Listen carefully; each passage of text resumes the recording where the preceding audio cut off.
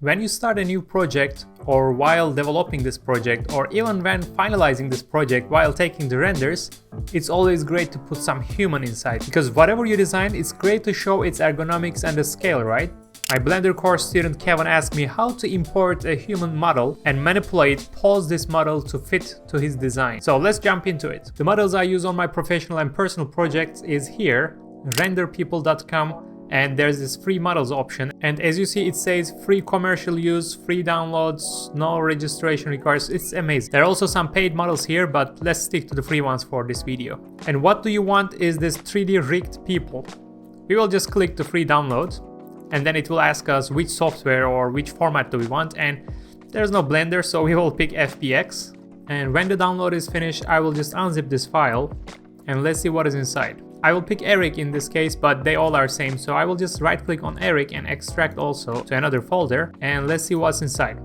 We have a couple of files, but you don't need all of them. We will use only one of them, and these are FBX format files. So to import them into Blender, I will go to my Blender and new Blender file, import FBX. Then I go to the folder, I will pick this Eric folder, and I will pick Eric rigged Z up.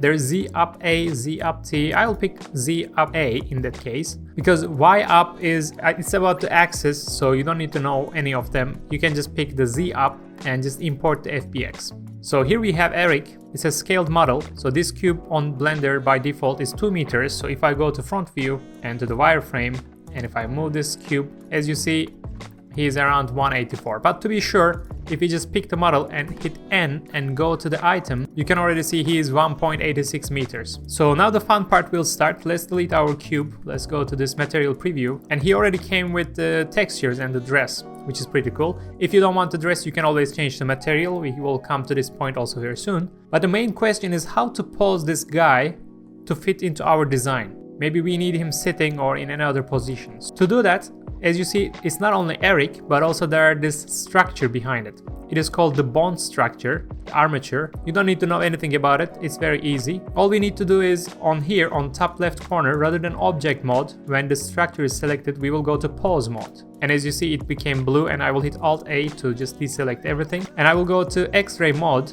so I can see all the bonds around him. So what you want to do is, we will just manipulate these bonds to put him in the position we want. But while doing this, we will keep it very basic and we will use only the rotation. So all you need to do is, we will pick the bond, for example this shoulder.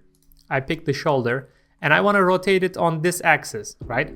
On the green axis, which is the Y axis. So I will just hit R and Y, so I can rotate his arm on the Y axis. So let's put it somewhere like this. I will repeat the same with the other arm as well. So now he looks a bit more normal. Also, I want to rotate the whole model, and I can pick this bone here, like the back bone. And if I rotate this one, as you see, Eric is rotating all together. So I'm going to put it like this way. And then I want to move the legs. I want to rotate the legs. I pick the bone, which is related to this section. And R, Y, as you see, the Y axis is just opening the leg. That's not what we want, so RX. So this time I will rotate it on the X axis. I will pick also this one, rotate it on X axis, and I will make him sit a little bit more comfortable way.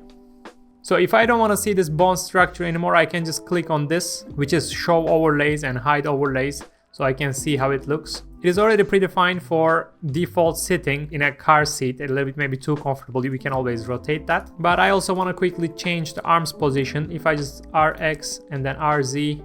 So as you see, you can easily change all the structures, all the position of him.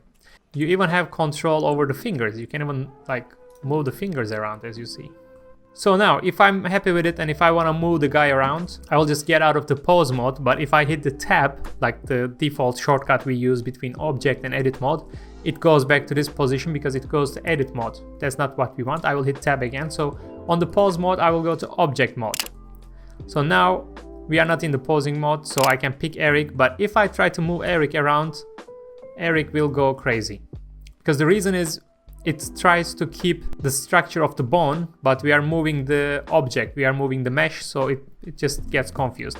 So what we need to do is we need to pick them together, and now we can move it anywhere and we can keep on manipulating, keep on changing the pose. But if you don't want to see this structure all the time, we can always assign it to another group. That's at least what I do. I just create a new collection and I call it hidden pose maybe, or whatever name you want, I can just make it invisible so it is never visible. Whenever I need, I can just turn on this collection and I will see it back. So if you don't want to turn on all the time this bond structure, but if you want to just keep Eric and move it around, what we need to do is creating a parent. But first I need to pick Eric and hold shift to pick the bond structure and alt P to clear the parent first. Clear and keep transformation. And then I'm gonna pick the bond structure and then hold shift to pick Eric, and I will hit Ctrl P and object keep transform. So this way the bond structure will follow the mesh wherever the mesh goes. Like I can keep Eric and I can move him around and the bond structure is attached to it now. Before it was the opposite, it was parented in the other way, but I don't want to see the bond structure all the time. So now I can just hide the pose, so I can always pick Eric and move him around without this weird things happening. I will quickly unzip also the other models and import them all into same file so we can manipulate them together and create our own collection in one Blender file. Now the fun part is importing this to your own Blender file, to your own project. First, it's better to save this file as a Blender file so whenever you need you can always open it and take any position you want, any human you want, and quickly copy paste it to your project. So I quickly opened the boat project that I'm working on sometimes on my free time. I actually created this model very quickly. And by the way, if you are not confident with the basics of Blender, you can check out my Blender for car design course. The link is in the description. So it just takes 1 or 2 hours to build this model in this level. And now we want to add some human to see how it interacts with the scale, to show the scale or to show the ergonomics. So I'm going to go back to my human collection.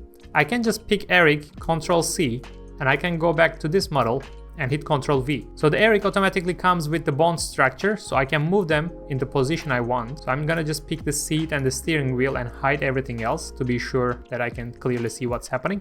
And it's already a good match. He can sit on this seat. It's cool. And I want him to hold this steering wheel. So I'm just gonna go to bond structure and say the pose mode, and I'm gonna pick his shoulder and rotate it on the x-axis, and from his elbow I want to also rotate it down a little bit like this and a little bit on the z-axis, and I will do the same on the other side. So more or less he's close to the steering wheel. Depending on how accurate you want to go, you can also pick the steering wheel on the object mode and move it a little bit closer to him, and then again on the pose mode of this bond structure we can even rotate his wrist in any direction we want. As I said before, even the fingers we can make him grab the steering wheel. So it all depends on how accurate do you want to go. For now, for me, if I just unhide my model, as you see it's enough for me to show the scale of this human. So he fits to the boat, which is cool, but I'm curious if they can also fit to my mini model that I did in my Blender course, as I mentioned earlier. By the way, to come to this level in this course, from zero, from the basic cube, until this level of render and this level of presentation, we come in 9 hours. For the details, you can check the link in the description. But let's try to add another human to the scene. I'll go to my human collection.